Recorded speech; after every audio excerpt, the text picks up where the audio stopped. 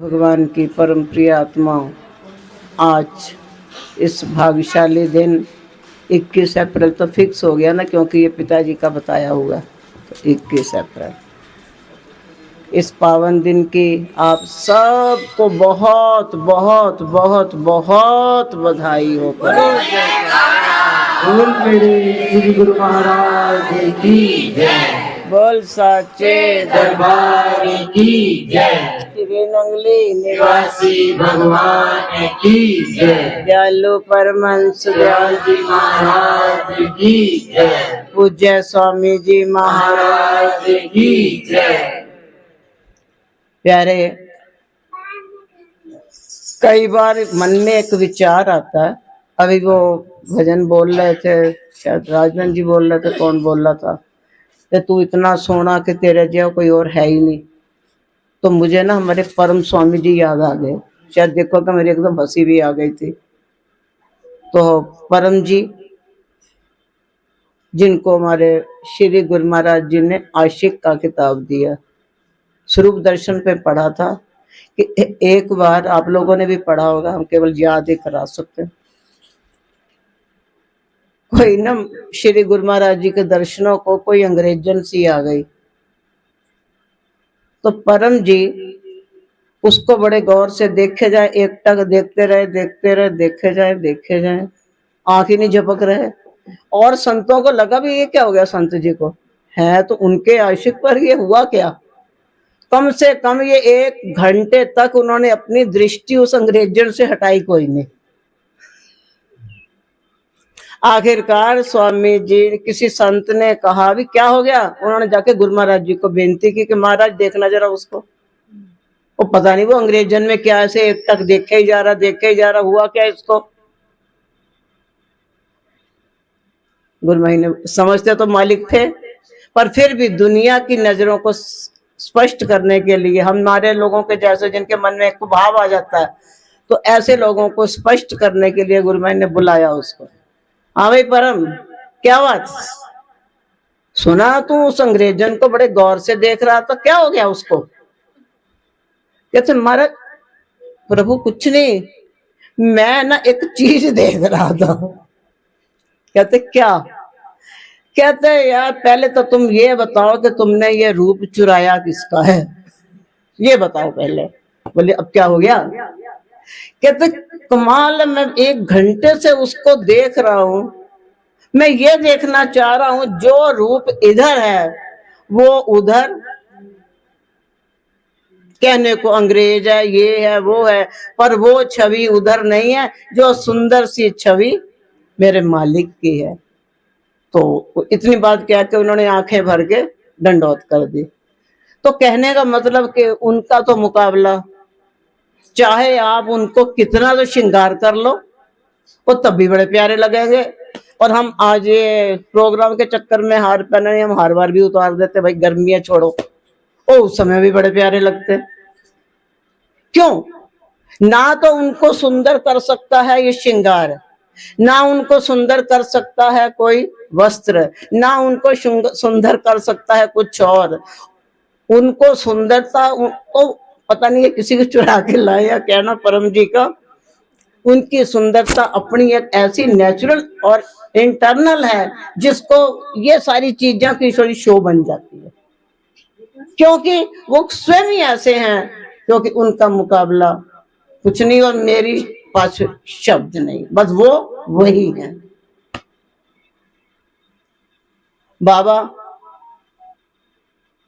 बहुत हमारे भोले, लोग कहते हैं भोले भाले, भोले भोले, सुंदर से प्यारे से। देखो सुंदर शब्द की डेफिनेशन मेरे से कोई पूछ बैठे ना, मैं बोल तो रही हूँ वो परम जी की बातें, लेकिन सही शब्दों में मुझे सुंदर की परिभाषा नहीं पता। सुंदर किसको, चलो हमें इतना लगे मन को मोह रहे हैं, सुंदर किसको कहते हैं मुझे सुंदर की आज तक परिभाषा ही नहीं पता है। और बाबा जिस समय इनका जन्म हुआ होगा, गांव कटक बीवी नगर डिस्ट्रिक्ट हापुड़, उस वक्त कौन जानता था कि इस तरीके से ये पूरे संसार के प्रिय हो जाएंगे, कोई जानता था?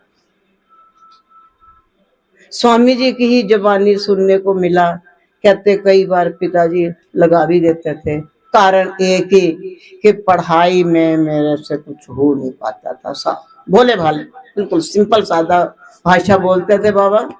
तो कहते कुछ नहीं, जैसे कैसे छठी तक पहुंचा। आखिरकार मैंने पिताजी से कह ही दिया, पिताजी मैं पढ़ ना पाऊंगा, क्योंकि मुझे याद ही नहीं होता। बहुत किताब को घोट घोट पीऊं, क्या करूं समझ नहीं आता। या तो आप कुछ तरीका बताओ, मुझे याद नहीं होता, मुझे कुछ याद नहीं हो पाता। एक लाइन याद करता हूं और पीछे वाली लाइन भूल जाती है। ऐसा ही उनका रहा पोता, कुछ कुछ मिलता जुलता ही है। जब इसे पहले पढ़ाते थे और छोटेपन पे ट्रांसलेशन बताई जाए, थर्ड में बताई, फोर्थ में कहता वो तो थर्ड वाली थी ना, भूल गया, और फोर्थ वाली फिर से बताओ। अरे थर्ड ट्रांसलेशन तो बच्चे आगे पूरी जिंदगी भर चलती है। कहता नहीं, भूल गया। अब फोर्थ में शुरू की, फिर से प्रेजेंट इंडेफिनिट। 4 साल में हमारा प्रेजेंट इंडेफिनिट चलता रहा, क्योंकि हम दूसरे अगली बार में भूल जाते थे। फिर आज का जो पेपर है, बस हम आज ही 1 घंटा पहले याद करेंगे और लिख के चले आएंगे, उसके बाद ब्लैक बोर्ड साफ, डिलीट। पूरा सत्संग इसी ने सुन रखा कि इसको डिलीट करते जाओ ताकि जो है गैलरी खाली रहे। तो फिर लास्ट में जब पिताजी को इन्होंने बोल ही दिया, तब पिताजी ने कहा पक्का? कहते चलो फिर अब पढ़ाई नहीं करने तो काम करो। पूरी दुनिया में पूजे जाने वाला व्यक्ति कपड़े की दुकान पे कपड़ा बेच रहा है, शटरिंग का काम कर रहा है, लेबरिंग का काम कर रहा है। स्वामी जी बताते थे, कहते बड़े बड़े पाइप लेके सीढ़ियों, बांस की सीढ़ी पे 4थी मंजिल जाता था। कपड़े थे नहीं, धोती कुर्ता मैं शुरू से पहनता था, और धोती वो लांग वाली, और धोती कुर्ता शुरू से पहनता था। एक कुर्ता पजामा अलग रखा था, धोती कुर्ता के साथ वो उतार के टांग देता था, और वो दिन भर उसी कुर्ते पजामे से काम कर लेता था। और फिर उसके बाद में शाम को जो है चेंज करके हाथ मुंह धो धा के फिर धोती कुर्ता पहन के बाबू बन के फिर घर आ जाता था। लोग देखते थे, कहते ये बच्चा लगता तो किसी अच्छे घराने का है, लेकिन ना जाने क्या बात है इतना। और एक हम लोग हैं, पकी पकाई मिल रही है तो भी हमें दिक्कत हो रही है। एक बड़े महापुरुषों ने जो दुकानें खोलनी आसान नहीं होती है, खुल जाए फिर तो चलती रहती हैं, एक बार से नई जो है काम को शुरू करना बड़ा मुश्किल हो जाता है।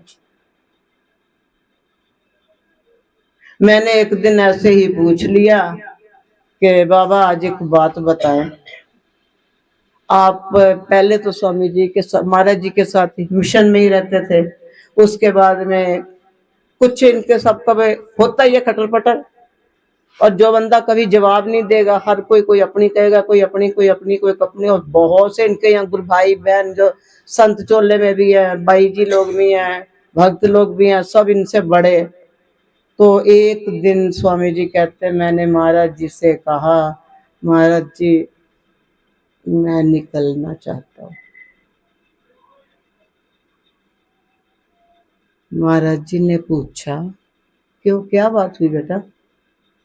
बच्चू कहते थे, बच्चू क्या बात है? कहते नहीं मुझे नहीं लगता कि मैं सबके साथ निभा पाऊंगा, मैं कुछ कह नहीं पाता किसी को, और मैं निकलना चाहता हूँ। एक ये लोग हैं जिन्होंने अपने गुरु के वचनों को अटल समझा। महाराज जी ने कहा प्यार से, बच्चू तुम तो चले जाओगे, कुछ लोग तुमसे पूछेंगे और कुछ लोग मुझसे भी पूछेंगे क्यों चला गया। जवाब मैं भी ना सही दे पाऊंगा, जवाब तो भी ना सही दे पाएगा। तो तुम एक काम करो बेटे, जब तक मैं शरीर में हूं तब तक तो मत करना, बाद में तुम स्वतंत्र हो। और इतनी बात कह के दूसरे तीसरे दिन महाराज जी ने स्वामी जी को एक गुप्त संन्यास में अपना कुर्ता दे दिया, तो अपने कपड़े दे के गुप्त संन्यास भी दे दिया। उसके बाद जब महाराज जी ने 80 में अपनी लीला समेटी, तब तक वहां मिशन में परम पूजनीय स्वामी गुरु शरणानंद जी थे। इन्होंने अपनी बात रख दी और क्योंकि महाराज जी संन्यास दे चुके थे, तो उन्होंने भी इसको एक बार फिर से रिपीट किया और ये कहा, भाई पंडित जी, क्योंकि सब लोग पंडित जी ही कहते थे, तो कहाँ उड़ गए कि पंडित जी या तो घर जाया जाता है या फिर किसी तीर्थ स्थान पे चलते हैं, तो चलो हम तुमको हरिद्वार घुमा लाते हैं। कहते हरिद्वार घुमा के लाए और हरिद्वार में फिर मैंने उनसे कह दिया, अच्छा स्वामी जी अब मैं वापस नहीं जाऊंगा, मुझे यहीं कुछ दिन के लिए छोड़ दीजिए। किस तरीके से कैसे कैसे अपने स्वामी जी ने कष्टों को उठाया और कैसे कैसे दिन देखे। और वहां से स्वामी जी कहते हैं हरिद्वार में ऐसे ही एक संत थे, मैं उनके पास निकला और फिर उसके बाद में जो है वहां से भी चला, तो कुछ समझ नहीं आ रही थी। सुनने में आया कि कोई सोलन जगह है और वो सोलन जगह जो है ना बड़ी अच्छी है, चलो चल पड़ते हैं। फिर धीरे धीरे कुदरत रास्ता निकालती भी रहती है। तो सोलन जब पहुंचे हैं तो वहां पर उनको जो है वो हमारे बॉम्बे वाले, अब तो माता जी वो दीदी शरीर छोड़ के जगती दीदी थे, परम पूजनीय राधिका दीदी जी, कुछ लोगों ने उनके दर्शन किए भी। अब तो वो चले गए, दोनों भाई बहन एक साथ हो गए। उन्होंने उन तक खबर पहुंच गई और उन्होंने इनको बुला लिया, बहुत संभाला।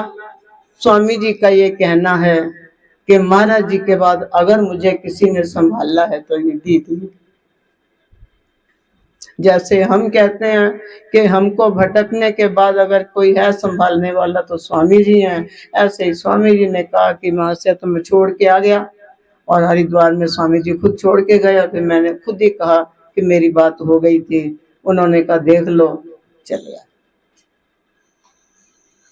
स्वामी जी कहते हैं कि एक दिन सोलन में ही एक पेड़ था, प्रोग्राम तो था नहीं उस समय, फ्री थे जैसे दोपहर के समय, तो मैं ऐसे ही बैठा, तो ऐसे पेड़ पे हाथ रखे हुए ऐसे महाराज जी की जो याद आई। कहते मैं इतना रोया महाराज जी को याद करके कि महाराज जी मैं अनाथ हो गया हूँ।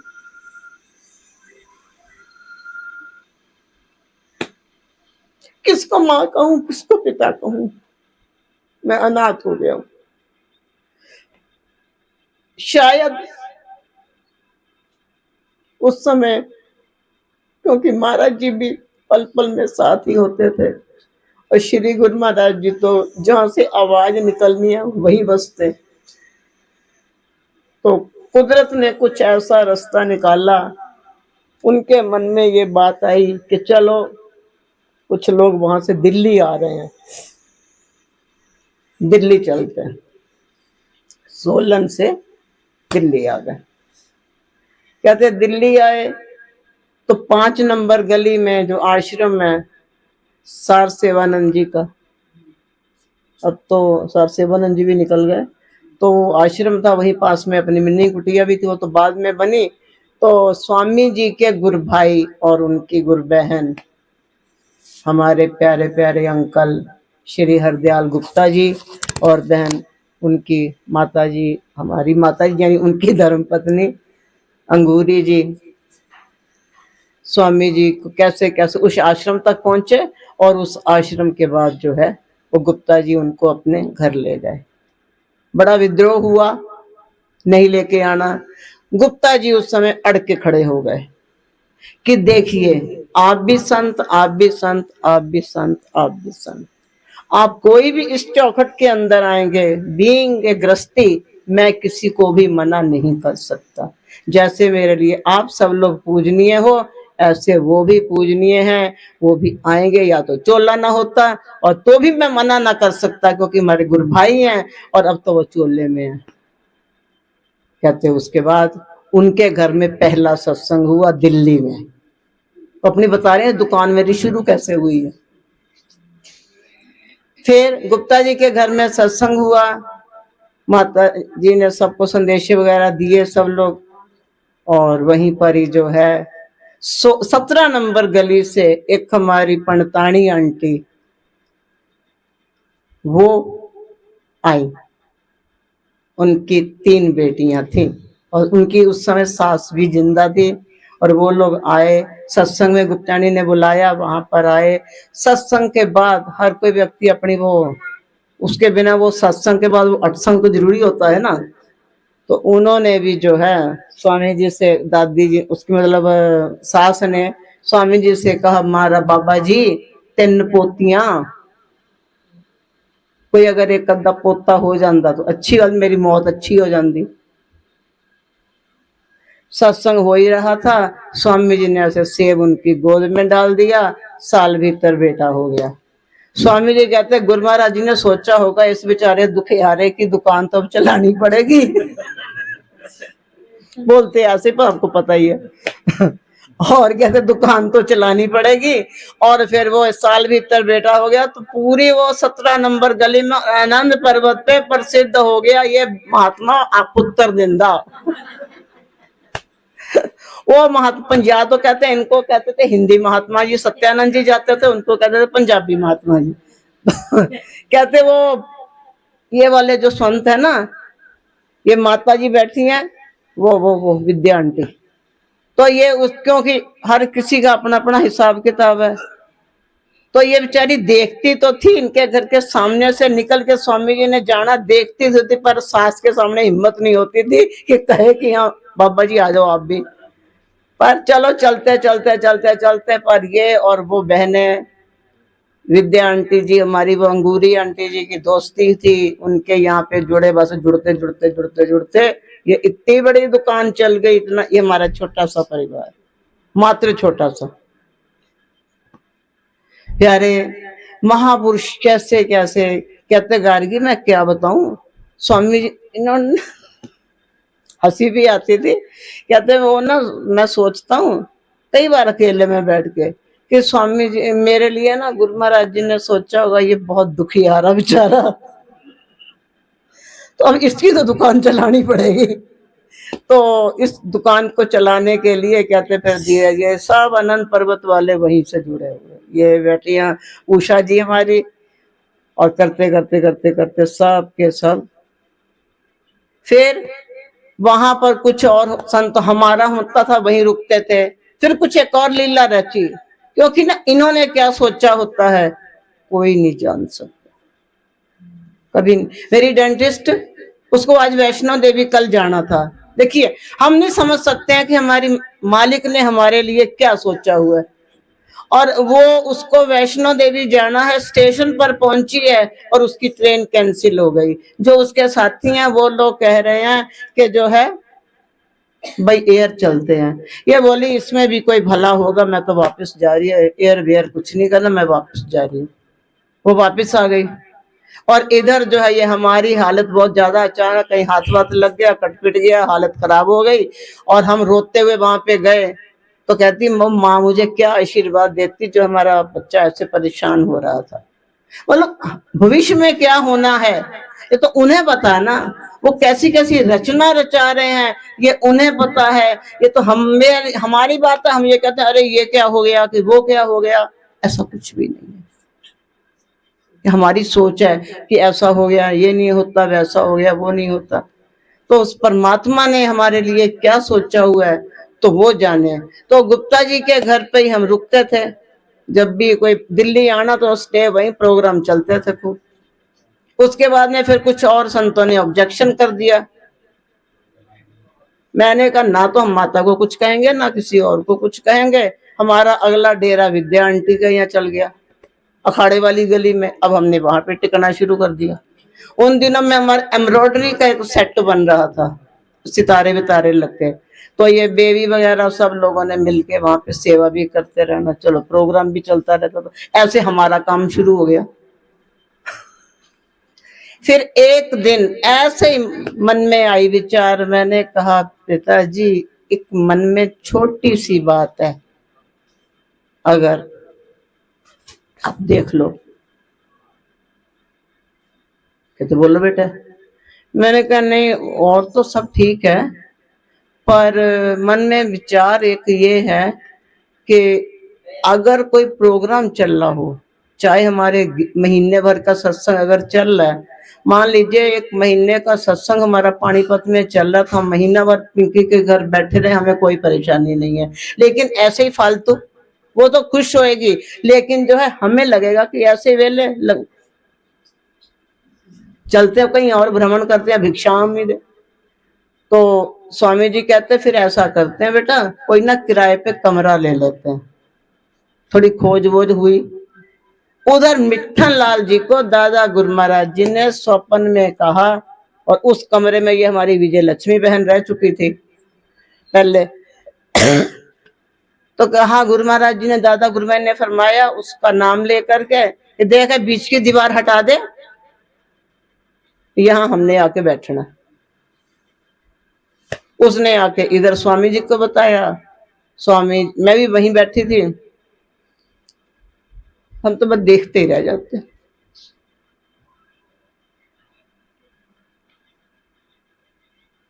उसने फटाफट तोड़ फोड़ कर दी, दीवार हटा दी, बीच से पंखे अंखे लगवा दिए। चलो जी, वो एक आला सा बना हुआ था, सब लोगों ने देखा ही हुआ मिन्नी कुटिया को, कोई मंदिर नहीं, कोई कुछ नहीं, आले से के अंदर जो है बहुत गुरुमा जी की रहमत रही। अभी कल ये कह रहा था ऊपर करते, मैंने आज वो आश्रम तेरे को मिल गया है, नहीं तो यही होता था ना, नहीं तबीयत ठीक है, कोई जरूरी तो है नहीं। मिन्नी कुटिया वो कुटिया थी, और बगल में ये लाली रहती है, वो बैठी है, उसी एक ही दीवार थी, इधर कुटिया इधर लाली का। और मजे की बात है, वैसे उसमें 3 लोग बैठ जाए तो कमरा भरा भरा लगता था, और सत्संग वाले दिन 50 लोग उसमें बड़े आराम से बैठे होते थे। तो हम लोग कहते थे लाली की तरफ तो दीवार खिसकती है, पक्का इसका कमरा छोटा होता होगा, कमरा इधर का बड़ा हो जाता। उनकी मौज वो जाने। उधर चलता रहा काम। अब फिर विद्या आंटी के घर से मिन्नी कुटिया, उसका नाम भी दादा गुरु मैंने रखा हुआ है, मिन्नी कुटिया, और बिक बिका गई रही आज भी मिन्नी कुटिया। फिर उनके बच्चे छोटे छोटे थे, उनकी जो सोनम थी ना, एक वक्त याद आया, बड़ी छोटी थी, तो अब उसकी सीढ़ियों में ग्रिल कोई नहीं, तो उसने इधर से देखा स्वामी जी आ रहे हैं, और बड़ी कस के उधर कमरे से निकली, स्वामी जी आगे, स्वामी जी आगे, और फटाक से जीने से नीचे, क्योंकि ग्रिल नहीं पड़ी थी, स्वामी जी नीचे से निकले, स्वामी जी ने ऐसे हाथ करके इसको पकड़ लिया। आज वो मटको देखो कितनी तेज हो रही है। प्यारे, जीवन में बहुत उतार चढ़ाव आते हैं। ये दीपा रानी बैठी है, इसका बड़ा बेटा, आधे से ज्यादा लोगों को तो पता है इस बात का, शरीर के अकॉर्डिंग खोपड़ा इतना बड़ा था उसका। क्या नाम उसका? अभिनव। वो अलग ही अभिनव करता था, इतना बड़ा सिर और इतना सा शरीर उसका। और सोचो वो बंदा है क्या था। और उसी मिन्नी कुटिया में शायद पता नहीं कौन सा प्रोग्राम था, तो वो भी एक अजब ही खेल था। गुरु महाराज जी वहीं बैठे रहते थे, जब तक जितने अंदर आए, बाकी बार गली में बैठे। और उस दिन शायद कोई बड़ा प्रोग्राम था, तो वो गली में मंदिर लगा हुआ था, बाहर वो पड़ोसियों की सीढ़ियों पे स्टेज लगती थी। लोग कैसे कैसे स्थिति बन जाती है, कोई दिक्कत नहीं, ना इनको ना किसी और को। गली में बैठाएगा तो गली में बैठ जाएंगे, कहीं और बैठाओगे तो वहीं बैठ जाएंगे, चुबारे चढ़ाओगे चुबारे चढ़ जाएंगे, ये जाने इनका काम जाने। तो बच्चियां छोटी छोटी थी। फिर कुछ समय बीता, बच्चियां बड़ी होने लगी, कमरे उनके 2 ही थे। फिर हमने एक दिन स्वामी जी से कहा, मैंने कहा पिताजी हमें लगता अब यहाँ से भी खिसक लेना चाहिए, क्योंकि अब बच्चे बड़े बड़े हो गए हैं, उनकी बेटियां हैं, 2 कमरे हैं, और फिर इससे पहले कि मिठन कुछ कहे तो हम खुद ही सावधान हो जाए तो ज्यादा बढ़िया बात है। तो फिर इशारा ये हुआ कि 3 नाम बताएंगे, अक्षर ABC वाले 3 अक्षर बताएंगे, उनमें से शुरू होता हुआ जो है जगह ढूंढनी है। एक तो था ब, एक था र, एक कुछ और था, पता नहीं है,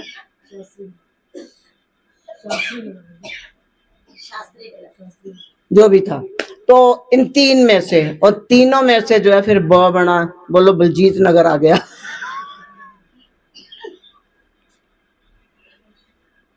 बलजीत नगर, वहां पर उस समय ये भी वहीं पर थे, ये भी वहीं पर, वो भी वहीं पर, और वो नीलम भी वहीं पर, सब बलजीत नगर में रह रहे थे। और वो फैक्ट्री थी जो जगह पसंद की गई और जगह खरीदी गई, 3 मंजिल। गए हो आप लोग, वहां भी गए हो, बलजीत नगर में भी फैक्ट्री थी नीचे। इतनी कालस ये इन लोगों ने, 5 लोगों ने, तब से ये 5 भाभियां बन गई हैं मेरी। कालस कितनी थी उस पे, एक वो कम आती है वो भी भाभी हुई है हमारी, पर वो मेरी लाडली है, अभी इनसे अलग हो रही वो, जीना।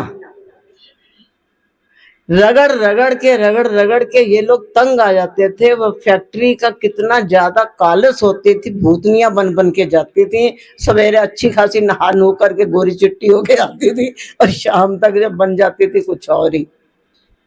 फिर वो बनी, विदाई समारोह भी हुआ अनंत पर्वत पे।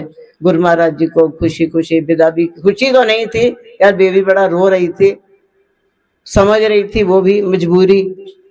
चलो जी, अब वहां से बलजीत नगर आ पहुंचे, चलती रही गाड़ी। अब बलजीत नगर में काफी समय रहे, तो वहां से फिर चलते चलते यहाँ पे आ गए, वो संदीप सुरेश भैया वाले बेटा जी, अब यहाँ पे आ गए। बीच में वो 16 सेक्टर, 16 15 एक वहां पर भी लगा बैठे, पर वहां पे कुछ आना जाना हो नहीं पाया। फिर बीच में अनंत पर्वत एक और ले लिया है।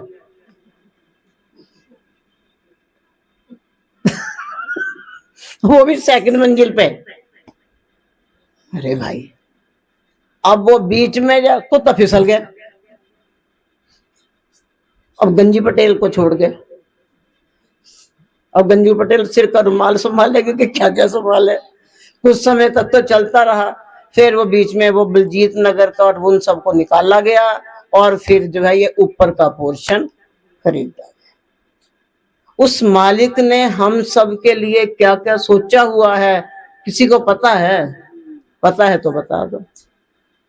भूल भुलैया वाला काम है कि इतनी बड़ी भूल भुलैया, और उसमें इधर की तरफ से तो आप ताली भी बजाओगे, वहां पे उस भूल भुलैया में तो ऐसे लोग कागज फाड़ते, आजकल फोन की टिक टिक चलती है, नहीं तो लोग माचिस की तिल्ली जलाते। और इतनी बड़ा, काफी बड़ा है वो, जिन्होंने देखा उसे पता होगा। तो बहुत पीछे इधर तक उसकी चल की आवाज आती है, फोन की टिक टिक की आवाज आती है, माचिस जलती है, शिर कागज। और इधर ढोल बजाते रहिए, उधर कुछ पता नहीं चल रहा। बादशाह सिराजुद्दौला ने कुछ ऐसे ढंग की बिल्डिंग बना रखी है कि इधर वाली, इधर वो खुद बैठता था, इसको तो सारी बात पता चलती रहती थी, लेकिन इधर क्या हो रहा है किसी को भी पता ना चल पाता था। ऐसे ही प्यारे,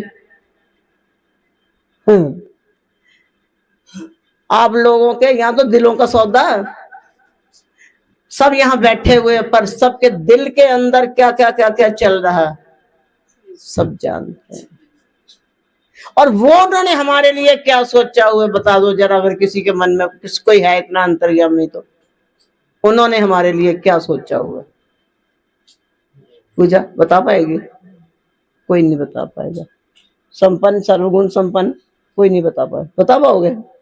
कि गुरु महाराज जी ने हमारे, क्योंकि वहां तो उधर भी दिल में चल रही है, इधर भी दिलों में चलती है। इधर के दिलों की बात का तो पता, लेकिन इधर के दिलों की बात, या वो क्या अपनी नजरों से क्या क्या करे चले जा रहे हैं। अब वो कर तो रहे हैं, लेकिन हमको किसी को भी पता नहीं चलता। ये उनकी रहमत भी गोपनीय चलती है। तो ज्यादा नहीं कहेंगे प्यारे, आज का दिन बहुत भाग्यशाली दिन है, क्योंकि आज के दिन पूज्य बाबा जी अगर दुनिया में ना आए होते तो हम लोगों का क्या होता, है ना? होता कुछ? आए और इतनी थकियां की, इतनी मेहनतें की, इतना सब कुछ कर करा करके जो है कैसे कैसे करके, और स्वामी जी ने हम सबको एक दूसरे से जोड़ा और फिर कह दिया अब मिलके सारे सेवा करो और श्री गुरु महाराज जी के नाम का डंका बजाओ। अचानक ये बच्चों से भी मिला दिया। ये भी मिन्नी गुटिया का ही मिले, तो ये तब का मिला, कुंवारा था। अब तो इसके पास 2 बेटियां। छोटा सा आता था, वो हरीश भाई साहब आते थे उनके साथ, हरीश भाई साहब नाम है ना, उनके साथ ही आता था छोटा सा। और ये भजन गाने से पहले वो रियाज करता करके। अब हम तो देखो हमें मैंने एक दिन स्वामी जी से कहा, मैंने कहा बाबा ये वो जो भैया आते हैं, छोटे नाम नहीं पता था मुझे, कहते वो मैं कहा छोटे से भैया आते हैं वो वाले हरीश भैया के साथ, तो वो जो करते हैं भजन गाने से पहले, क्यों करते हैं?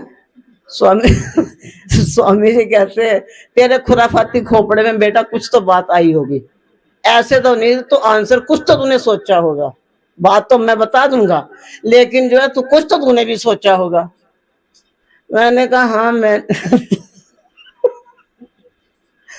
मैंने तो ये सोचा था कि भाई ना ये भजन गाने लगते हैं भाई साहब, तो भजन गाने से पहले कहते हैं गुरु महाराज जी को कि गुरु महाराज जी अब मैं गाने जा ही रहा हूं, अब तुम भाई वही आएंगे तो वही तो करवाएंगे। कहते हमें मालूम था तेरे खोपड़े में कुछ तो चली होगी। बाद में उन्होंने बताया।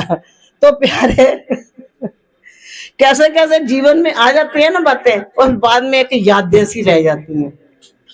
और जिनके यहाँ स्वामी जी जो है बेटा देने वाले बाबा जी बने थे, उनके यहाँ की एक बात बताने पर हंसना मना है वो आंटी ना बैठे ऐसे ही बैठे हुए, इधर दरवाजा, इधर ऐसे टीवी चल रही थी और आंटी कुछ टीवी में देख रहे, और हम ठहरे, सबको पता है। हमने अंदर एंट्री मारी और मैंने भिक्षाम दे, आंटी बोली बाबा आगे जाओ आगे मैंने कहा ना माता ये बाबा इधर ही आएंगे और बाद में आज तक माता बेचारी शर्माती है भाई जी। मैंने कहा माता ये तो याद पक्की हो गई। और जो मन्नू आती है उसकी मम्मी शाम दे बाबा आगे जाओ आगे। और टीवी देख रहे थे, ध्यान तो उन्होंने देखा नहीं इधर है कौन, तो बस ऐसे ही सीधा सीधा।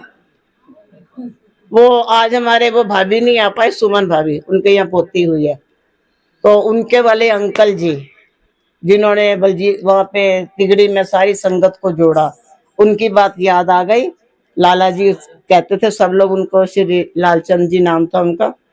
तो उनका ना किराने की दुकान है, थी नहीं है, आज भी बच्चे चला रहे हैं, गुरुमा जी उसको बरकत दें।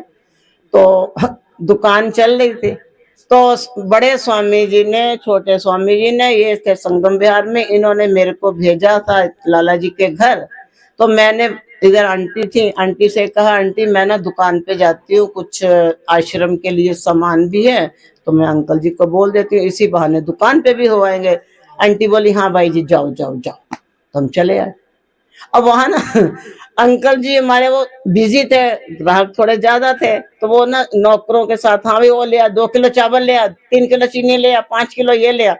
अब हम ठहरे कोने में खड़े होके, मैंने कहा अंकल जी 5 किलो चीनी देना, ले आ 5 किलो चीनी ले आ। वो 5 किलो चीनी तुल के आ गई।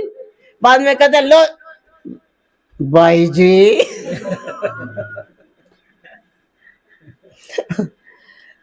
एक अजीब अजीब यादें रह जाती है ना, व्यक्ति चला जाता है, एक अजीब सी यादें रह जाती है। हमेशा अंकल जी का मन, रविंद्र भैया को तो जानते, उन्हीं के पिताजी हैं, हमेशा उनका मन नंगली साहब में लगा रहता था। स्वामी जी के गुरु भाई हैं, महाराज जी से दीक्षित है, और जिस समय उनका शरीर छूटा है, क्या करें, उन्होंने भी बसंत पकड़ी और उन्होंने भी बसंत पकड़ी। लालचंद जी ने भी बसंत ली है, वो बसंत से पहले और ये बसंत के। ऐसे 60 गांठ है भाई गुरु भाइयों में।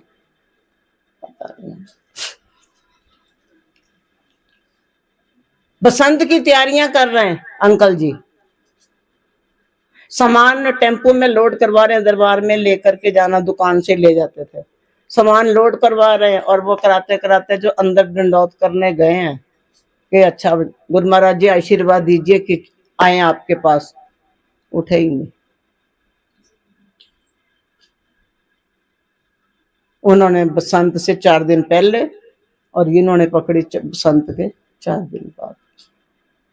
प्यारे, एक अजब अजब सी यादें रह जाती हैं, कुछ मीठी कुछ कड़वी। अगर हर व्यक्ति अपना अपना एक ग्रंथ लिखने लग जाए ना, एक पोथा तो तैयार हो जाए। हर व्यक्ति की ही एक जीवनचर्या अगर देखी जाए, हर किसी का जीवन ही एक ग्रंथ है। अगर कभी हम अपने आप को भी पढ़ना शुरू कर देना, कहाँ थे, कहाँ पंजाब में रहते थे, कब कहाँ थे, कब कहाँ थे। जब मेरे को स्वामी जी ने संन्यास दिया, संन्यास देने के बाद कहते हैं, क्योंकि मामी हमारी कह के आई थी स्वामी जी को इसे लुधियाने भेजना, शायद ये मना करे। मैं कहना मना क्यों करूंगी। तो संन्यास के बाद स्वामी जी कहते भी देखो हमारे यहाँ का ये नियम है, पहली मायके की तरफ को अपने परिवार में जाना होता है। मैंने कहा जो आज्ञा। कहते पंजाब जाना पड़ेगा तुझे। अच्छा, चले गए। मामी जी ने सत्संग रखा।